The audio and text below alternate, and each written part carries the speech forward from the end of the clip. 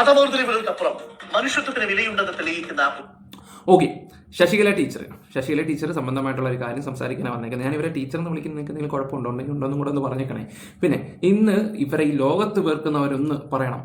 നിങ്ങൾ കമന്റ് ബോക്സിൽ തന്നെ എഴുതിക്കോ, നിങ്ങൾ വെറുക്കുന്നുണ്ടോ എന്നുള്ള രീതിയിലാണ്. കാരണം എന്ത് കണ്ടാലും വളച്ചൊടിക്കുന്ന ഒരു സ്ത്രീയെ ഞാൻ എൻ്റെ ജീവിതത്തിൽ കണ്ടിട്ടില്ല. ഓക്കെ, എന്തായാലും ഇപ്പോൾ വേറൊരു വിഷയം. ജൂൺ 28 ഒരു സംഭവത്തിൻ്റെ എൻ്റെ പൊന്നു ഇതിൻ്റെ ഒരു പോസ്റ്റ് ഞാൻ കണ്ടുള്ളൂ. പക്ഷേ ഇതിൻ്റെ വീഡിയോസും കാര്യങ്ങളൊക്കെ തപ്പിപ്പോയി അവസാനം ട്രെൻഡ് മോച്ച് എന്ന് പറഞ്ഞൊരു യൂട്യൂബ് ചാനലിലെ ചേട്ടൻ്റെ വീഡിയോ എന്ന് ഞാനങ്ങ് എടുത്ത്. ആ വീഡിയോ മൊത്തമായിട്ട് ഞാനങ്ങ് എടുത്ത്. ഓക്കെ, ഈ ശശികലയെ വെറുക്കുന്നവരൊന്ന് ലൈക്ക് അടിച്ച്, വെറുക്കുന്നവർ മാത്രം അതിൻ്റെ എണ്ണമൊന്നും എനിക്ക് കാണണം. കഴിഞ്ഞ വട്ടം കണ്ട് 5000 പേരെ ഉള്ളായിരുന്നു, പക്ഷേ വ്യൂസ് ആണെങ്കിലോ 1,00,000 മേലെ ഉണ്ടായിരുന്നു. അതിലല്ല കാര്യം, ഇവരെ വെറുക്കുന്നവർ മാത്രം അടിക്കുക, വെറുക്കുന്നവർ. പിന്നെ നമ്മുടെ ചാനൽ ആദ്യമായിട്ട് കാണുന്നവർ എല്ലാവരും ഒന്ന് സബ് ചെയ്യുക. നമ്മൾ ഈ ഒരു വിഷയം ചെയ്യുമ്പോൾ നമുക്ക് സബോ കാര്യങ്ങളൊന്നും കിട്ടുന്നില്ല. അപ്പോൾ നിങ്ങൾ എന്തായാലും ഒന്ന് സബ് ചെയ്തേക്കുക. കാരണം ഇതുപോലുള്ള കാര്യങ്ങൾ ആൾക്കാർക്ക് എത്തിക്കണമെങ്കിൽ നിങ്ങളെപ്പോലുള്ള ആൾക്കാരൊക്കെ വേണം. എന്തായാലും ഒന്ന് സബ് ചെയ്തേക്കുക. ചാനലും കൂടെ ഒന്ന് ഫേസ്ബുക്കിലൊക്കെ ആണെങ്കിൽ ഒന്ന് ഫോളോയും കൂടെ ചെയ്തു. ഓക്കെ, അപ്പോൾ ശശികല ടീച്ചറിൻ്റെയാണ് ഞാനിപ്പോൾ സംസാരിക്കാൻ പോകുന്ന ഒരു കാര്യം. എന്താ വെച്ചാൽ അവരുടെ പോസ്റ്റാണ്. നമുക്ക് കാര്യത്തിലോട്ട് വരാം. Sheikh Zayed old age home നടത്തിപ്പുകാരിയായ ഇർഫാന ലീഗാണോ ലീഗെ അവരെഴുതിയാണ്. ഇർഫാന ലീഗാണോ ലീഗെ. ഓക്കെ, ഒരു ജനപ്രതിയുടെ കടമ മറന്ന് മറ്റു സംഘടനകളെയും സമുദായങ്ങളെയും അപമാനിക്കാൻ സ്വന്തം പദവി ഉപയോഗിച്ച ഒരു വ്യക്തി നടത്തുന്ന ഇത്തരം സ്ഥാപനങ്ങളെ പറ്റി കൃത്രിമമായ അന്വേഷണം ആവശ്യമെന്ന് തോന്നുന്നു. സ്ഥാപനത്തിന്റെ വരുമാനം, അന്തേവാസികളുടെ ചികിത്സ, മരണാന്തര കർമ്മങ്ങൾ ഇവയിലൂന്നി അന്വേഷിച്ച് പാലും വെള്ളം തിരിച്ചറിയേണ്ടതാണ്.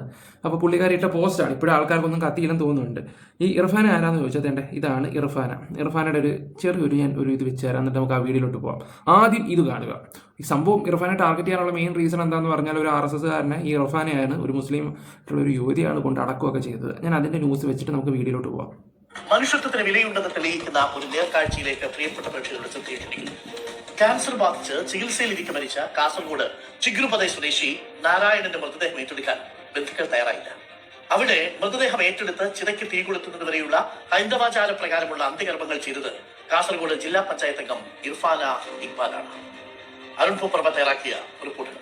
കോഴിക്കോട് മെഡിക്കൽ കോളേജിൽ ക്യാൻസർ ബാധിതനായി ചികിത്സയിലിരിക്കെയാണ് കാസർഗോഡ് ചിഗുറുപ്പാതി സ്വദേശിയായിട്ടുള്ള 63-കാരൻ നാരായണൻ മരിച്ചത്. എന്നാൽ മരണശേഷം അദ്ദേഹത്തിന്റെ മൃതദേഹം ഏറ്റെടുക്കാനോ സംസ്കാര ചടങ്ങുകൾ നടത്താനോ ആരും തന്നെ ബന്ധുക്കൾ ആരും തയ്യാറായില്ല. അപ്പോഴാണ് ആ മൃതദേഹം ഏറ്റെടുത്ത് സംസ്കാര ചടങ്ങുകൾ പൂർണ്ണമായി, അതായത് ആ ചിതക്ക് തീ കൊളുത്തുന്നവരെയുള്ള അന്ത്യകർമ്മങ്ങൾ ഉൾപ്പെടെ നിർവഹിക്കുന്നതിന് വേണ്ടി കാസർഗോഡ് ജില്ലാ പഞ്ചായത്ത് അംഗം കൂടിയായിട്ടുള്ള ഇർഫാന ഇക്ബാൽ തയ്യാറായത്. ഇപ്പോൾ ഇർഫാന നമ്മോടൊപ്പം ചേരുകയാണ്. നമുക്ക് ട്രസ്റ്റ് ഓൾഡ് ഹോം ഉള്ളത് കൊണ്ട് അങ്ങോട്ടേക്ക് ഷിഫ്റ്റ് ചെയ്യാൻ വേണ്ടിയിട്ടാണ് വിളിച്ചത്. നമ്മൾ അങ്ങനെയാണ് അവർ ഏറ്റെടുക്കാൻ വേണ്ടി പോയ സമയത്ത് അവരെ ആ സിറ്റുവേഷൻ കണ്ടിട്ട് നമുക്ക് ഇവിടെ ഏറ്റെടുക്കുന്ന സാഹചര്യം അല്ലായിരുന്നു. അതുകൊണ്ട് നമ്മൾ കളക്ടറൊക്കെ ഇടപെട്ടിട്ട് നമ്മളെ പെരിയാർ മെഡിക്കൽ കോളേജിൽ റെഫർ ചെയ്തു, അങ്ങോട്ട് കൊണ്ടുപോയി. അവിടെയാണ് 4th സ്റ്റേജ് എന്ന് മനസ്സിലായി. മൗത്ത് ക്യാൻസർ ആണ്, 4th സ്റ്റേജ് ആണ്. ഫർദർ ട്രീറ്റ്മെന്റിന് വേണ്ടി നമ്മൾ കോഴിക്കോട് മെഡിക്കൽ കോളേജിലേക്ക് അവിടുന്ന് ഷിഫ്റ്റ് ചെയ്തു.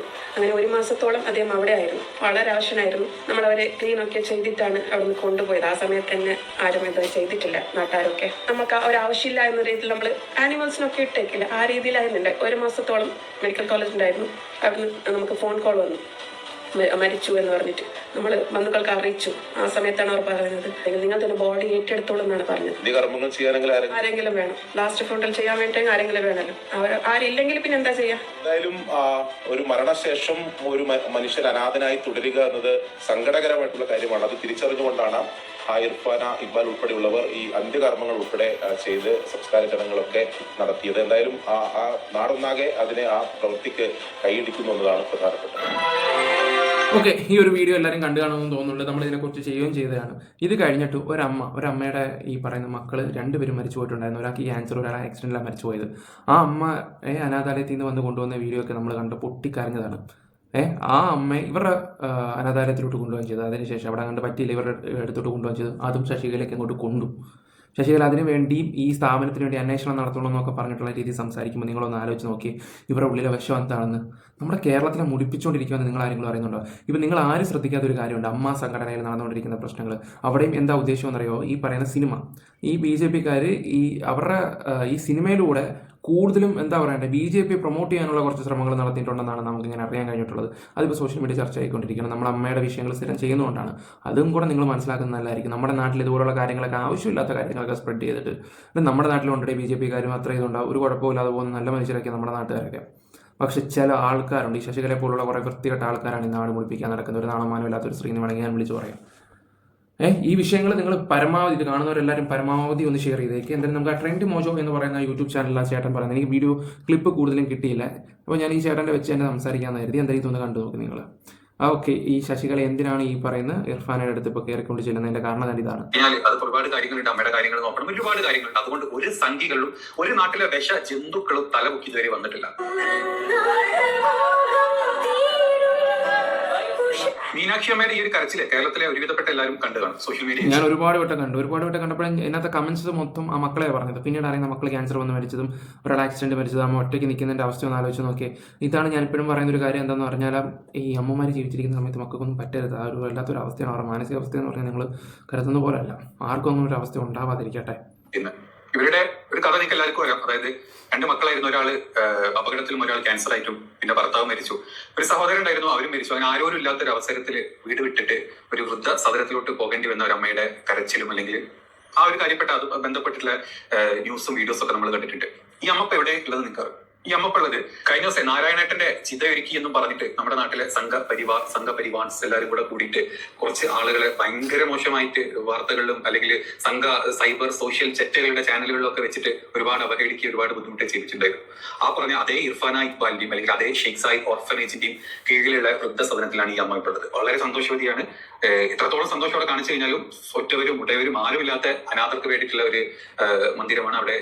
അവിടുത്തെ സന്തോഷം, അവിടുത്തെ എത്ര സന്തോഷം അവർക്ക് കൊടുക്കാൻ പറ്റും, ആ സന്തോഷത്തിലാണ് ഈ അമ്മ ഇപ്പം അവിടെ ഉള്ളത്.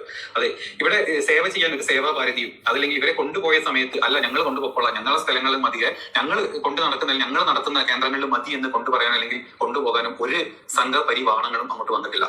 നാരായണേട്ടന്റെ ശവം അടക്കി കഴിഞ്ഞപ്പോൾ ചാടി വീണ സംഖ്യകൾ. കാരണം നാരായണേട്ടൻ, അതെ, ആ നാരായണൻ എന്ന് പറഞ്ഞാൽ ഒരു ന്യൂസ് വെച്ചെന്നില്ലേ, ആ പുള്ളിക്കാരൻ മരിച്ച സമയത്ത് കുറെ എണ്ണം എന്താ പറയണ്ട, ഈ BK ബൈജുവിനെ പോലുള്ളവന്മാരൊക്കെ പോസ്റ്റ് ഇട്ട് ഇനി ഇങ്ങനെ എന്തെങ്കിലും ഉണ്ടെങ്കിൽ, ഹിന്ദുക്കട വല്ലതും ഉണ്ടെങ്കിൽ ഞങ്ങളെ അറിയിക്കാമെന്നും പറഞ്ഞിട്ടുള്ള അതിന്റെ സംഘടന കുറച്ച് പോസ്റ്റും കാര്യങ്ങളും ഇതൊക്കെ ചെയ്തിട്ടുണ്ടായിരുന്നു. അതിനും ഒരു മുസ്ലിം യുവതി വരേണ്ടി വന്നു. ഇവിടെ ഞാനൊരു കാര്യം പറയാം, കേരളത്തിൽ ഹിന്ദു മുസ്ലിം ക്രിസ്ത്യനും അങ്ങനെയുള്ള കാര്യങ്ങളൊന്നുമില്ല. ഇവരെ പോലുള്ള ആൾക്കാരൊക്കെ ഈ ജാതി മതത്തിനെയൊക്കെ വിറ്റിങ്ങനെ ജീവിക്കുന്ന കുറെ ആൾക്കാരുണ്ട്. അവരാണ് ഈ നാടിന് ശാപം. അവരെ തിരിച്ചറിയാൻ ഇവിടുത്തെ കേരളം കുറച്ചും കൂടെ നല്ലതാവുന്നതാണ് എനിക്ക് തോന്നുന്നത്. നിങ്ങൾ അതിന്റെ സപ്പോർട്ടും കാര്യങ്ങളും ഇവിടുത്തെ പ്രേക്ഷകരായിട്ടുള്ള നിങ്ങൾക്കാണ് വേണ്ടത്. ഇതെപ്പോഴും നിങ്ങളുടെ മനസ്സിലുണ്ടാവണം. ഇവിടെ ജാതി മതത്തിന്റെ പേരും പറഞ്ഞിട്ട് നല്ല രീതിയിലാണ്.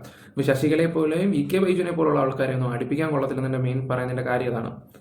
അവരെ അടുപ്പിക്കരുത്. കാരണം അതുപോലത്തെ വിഷമാണ് അവർ തുപ്പിക്കൊണ്ടിരിക്കുന്നത്. ഞാൻ എൻ്റെ വീട്ടിൽ എല്ലാ വട്ടം പറയുന്നൊരു കാര്യമുണ്ട്. നമ്മുടെ അർജുനില്ലേ, പണ്ട് മരിച്ചുപോയ ട്രക്ക് അപകടം, ഇല്ല മലയിടിഞ്ഞ് വീണ് 10-70 ദിവസം തപ്പിയ എല്ലാവർക്കും അറിയുന്ന കാര്യങ്ങളൊക്കെ തന്നെ. അതിനകത്ത് നമ്മുടെ മനാഫ് എന്ന് പറഞ്ഞ ലോറി ഡ്രൈവറിൻ്റെ ആ ഉടമ ഈ അർജുൻ്റെ കുടുംബത്തിനെ സംരക്ഷിക്കാമെന്ന് പറഞ്ഞപ്പോൾ ഈ ശശികല ടീച്ചർ പറഞ്ഞ എന്താണെന്ന് വെച്ചാൽ, അത് ഏത് അർത്ഥത്തിലാണ് വേറെ രീതിയിൽ അങ്ങ് വളച്ചങ്ങ് ഓടിച്ചത് പുള്ളിക്കാരി. ഞാനതിപ്പോൾ ഇനി ഇവിടെ എടുത്ത് പറയുന്നില്ല, എന്താണെന്ന് എനിക്ക് ഊഹിച്ചെടുക്കാന്നേ ഉള്ളൂ.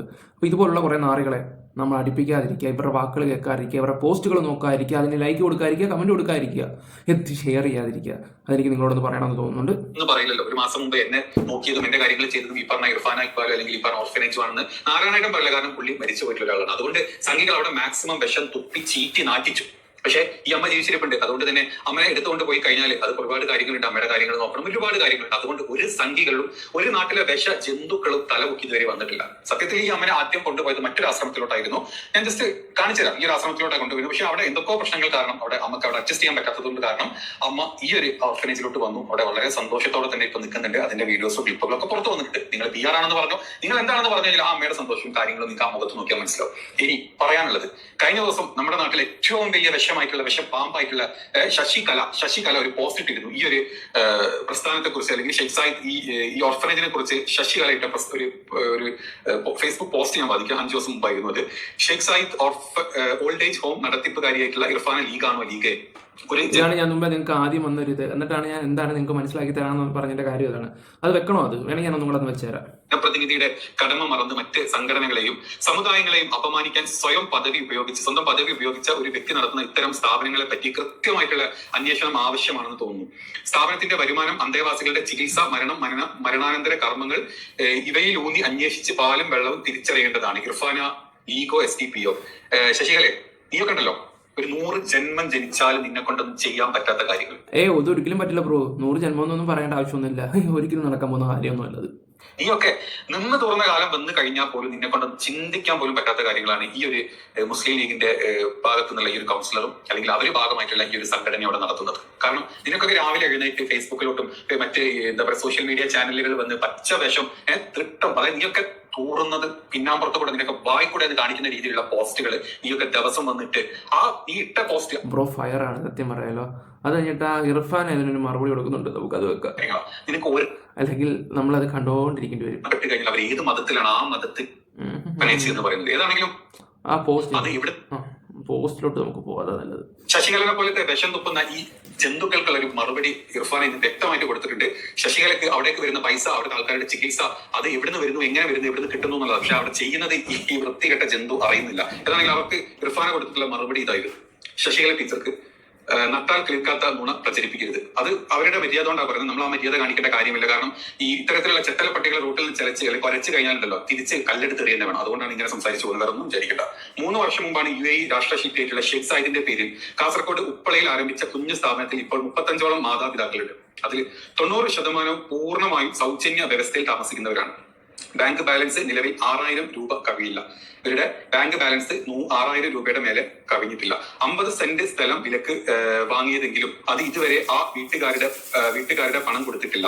അത് മാത്രമല്ല, മാസം വാടകയായി 15000 കൊടുക്കുന്നു കഴിഞ്ഞ 3 വർഷമായിട്ട്.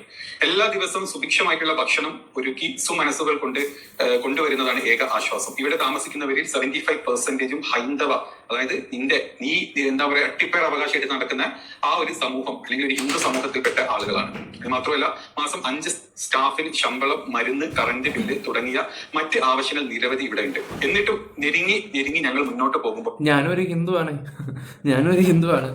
ആ ഹിന്ദുവായി എനിക്ക് പോലും ഇത് അറപ്പ് തോന്നുമെങ്കിൽ നിങ്ങളൊന്ന് ആലോചിച്ച് നോക്കിയേ. എല്ലാവരും വിചാരിക്കും എൻ്റെ ഈ കോലമൊക്കെ കണ്ട് പച്ച ലൈറ്റൊക്കെ കത്തിച്ചു, അയ്യോ ഇത് ഞാൻ പണ്ട് ഇട്ടുകൊണ്ടിരിക്കുന്ന എൻ്റെ വീഡിയോയ്ക്ക് അത് ഇനി അതൊന്നും വളച്ചൊടിക്കല്ലേ. ഞാനൊരു ഹിന്ദുവാണ്, ഡാനി സത്യം എന്നാ പേര്. ഡാനിനെ കേൾക്കുമ്പോൾ ക്രിസ്ത്യാനി എന്ന് വേണമെങ്കിൽ അതും വളച്ചൊടിക്കാം. എന്നാലും പറഞ്ഞതേ ഉള്ളൂ എൻ്റെ പൊന്നെ. അതുപോലത്തെ കുറേ വർഗീയത വിളമ്പുന്ന കുറേ ടീമുകളാണ് പുച്ഛം. ഞങ്ങളുടെ ബാങ്ക് ബാലൻസ് പരിശോധിക്കണം പോലും. ഏത് ഏജൻസിക്കും സ്വാഗതം. എന്നിട്ട് ഇതൊന്ന് പൂട്ടിത്തരണം അപേക്ഷയാണ്. അപ്പം അവർ പറഞ്ഞിട്ടുണ്ട് അവരുടെ ബാങ്ക് അക്കൗണ്ടിൽ എത്ര കാശാണുള്ളത്. 6000 രൂപയുടെ മേലെ കവിഞ്ഞൊരു അക്കൗണ്ടും പൈസയും അവരുടെ അക്കൗണ്ടുകളിലില്ല. ഏത് ഏജൻസിക്കും വന്ന് അന്വേഷിക്കാം. എടാ എങ്ങനെ തോന്നുന്നു ശശികല? നിങ്ങൾക്ക് ഒരാളെങ്കിലും ഒരു അന്നം കൊടുക്കാൻ പറ്റുമോ? ഒരു ദിവസം താമസിക്കാൻ നിങ്ങൾക്ക് പറ്റുമോ? ഇല്ല. അല്ലെങ്കിൽ നിങ്ങളൊക്കെ ഒന്ന് നടത്തി കാണിച്ചതാ. അന്തസ്സുണ്ട്. എന്തിനാണ് ഇങ്ങനെയൊക്കെ വന്നിട്ട് ഇങ്ങനെ വർഗീയത വിളമ്പുന്നത്? കൂടുതൽ നാരായണനെ പോലും സംരക്ഷിക്കാൻ കഴിവില്ലാതെ നിങ്ങളാണ്. കാരണം അവരോ ചെയ്യുന്നുണ്ട്, ഇവരോ ചെയ്യുന്നില്ല. അപ്പോൾ അവരെ നെഞ്ചത്തൊട്ടിടാൻ കാരണം ജാതി മതത്തിൻ്റെ പേരും പറഞ്ഞ് മുസ്ലിം ആണെന്നും പറഞ്ഞിട്ട് കുറേയൊക്കെ അങ്ങ് ആ പരിപാടി നിർത്ത്. ഓക്കെ, അപ്പോൾ കൂടുതലൊന്നും ഞാനിവിടെ സംസാരിക്കുന്നില്ല. വീഡിയോ ഇഷ്ടപ്പെട്ട ലൈക്ക്, ഷെയർ, സപ്പോർട്ട് ചെയ്യുക. Bye, love you guys. പരമാവധി ഷെയർ ചെയ്യുക അതുപോലുള്ള വിഷയങ്ങളും കാര്യങ്ങളൊക്കെ. ഇതിൻ്റെ കറക്റ്റ് ഡീറ്റെയിൽ എനിക്ക് കിട്ടിയില്ല, അതുകൊണ്ടാണ് ഈ ബ്രോൻ്റെ വീഡിയോ എടുക്കേണ്ടി വന്നത്. Bye, love you guys.